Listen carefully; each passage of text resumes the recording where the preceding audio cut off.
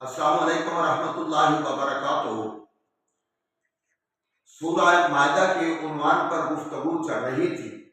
सूरह मायदा के अंदर मुख्तलिफ तरह की चीज़ें अल्लाह करीम ने बयान फरमाई है, और अगर इसकी फहरिस्त को देखें तो फहरिस्त के अंदर भी उसी का लिहाज रखा गया है कि अल्लाह करीम ने जो फरमाया है, या अय्युहल्लज़ीना आमनू ऊफू बिल उक़ूद, ऐ ईमान वालो अपने गिरोहों को पूरा करो, अपने वादों को पूरा करो, अपने किए हुए अहद व पैमान को पूरा करो।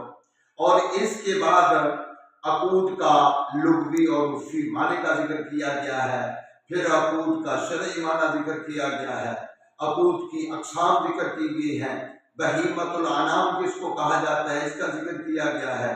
इसके अलावा जानवरों के ज़बह करने पर जो जो इतराज़ हैं उनके जवाब दिए गए हैं, अल्लाह के जो शिआर हैं उनकी लुग़वी और शरई माना जिक्र किया गया है।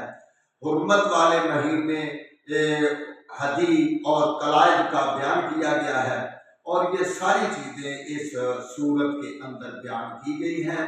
अल्लाह समझने की तौफीक अता फरमाए।